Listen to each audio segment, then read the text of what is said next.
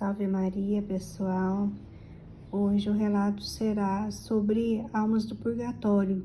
As almas do purgatório não são ingratas, então à medida que ajudamos elas podem nos ajudar, né?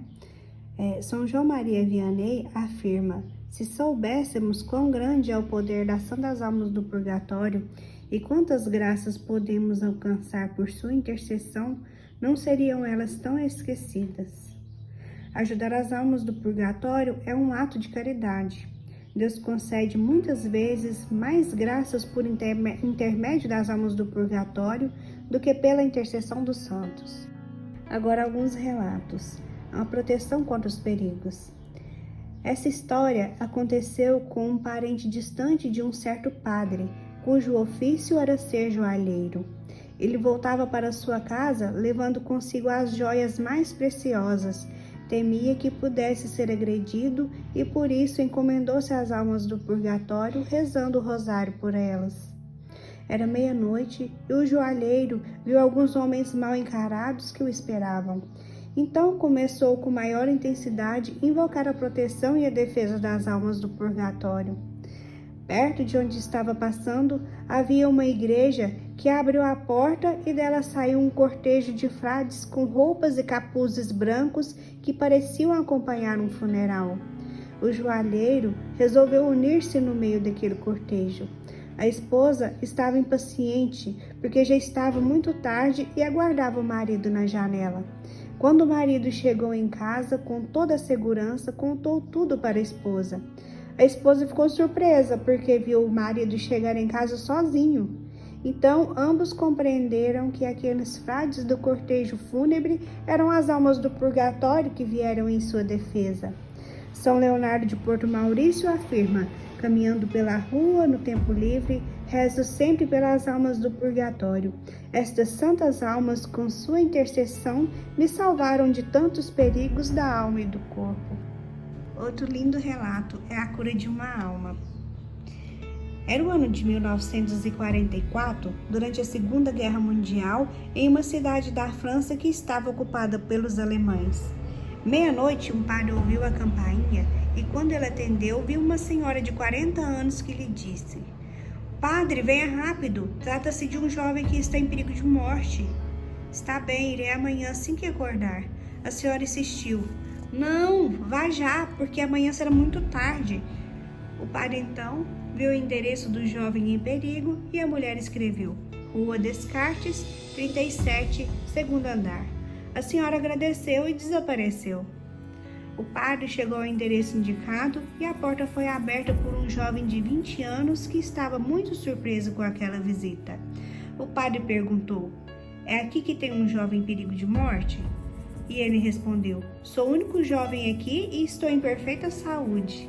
O padre mostrou o papel e disse: "Mas esse é o endereço escrito por uma senhora que foi me encontrar dizendo que havia um jovem em perigo de morte." O jovem disse: "Que curioso, eu conheço essa letra, mas não é possível." "Entre, padre, parece-me que o senhor está com frio. Faz muito tempo, uns 2 anos que eu queria encontrar um padre, mas não me animava. Pois sabe, tenho muito a me reprovar." O padre atendeu sua confissão e lhe deu a absolvição. Quando estava voltando para casa, ouviu uns bombardeios responsáveis por provocar alguns incêndios. O padre correu ao posto médico mais próximo, onde começaram a chegar feridos, agonizantes e mortos. Quando o padre estava confortando o ferido, olhou para um cadáver que acabara de ser colocado no chão.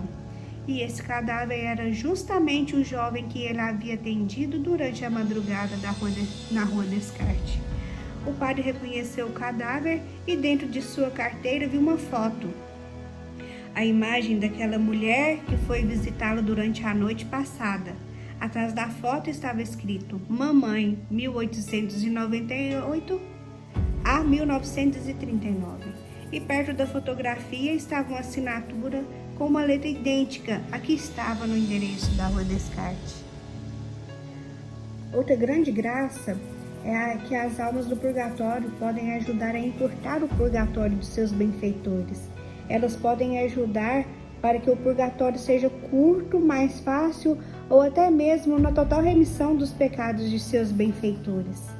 Padre Luiz comenta: se depois de nossa morte tivermos que passar pelo purgatório, nosso Senhor nos devolverá tudo quanto tivermos feito em prol das almas do purgatório. A caridade que tivemos usado reverterá em nosso proveito. O cardeal Barônio recebeu um chamado para dar assistência ao moribundo.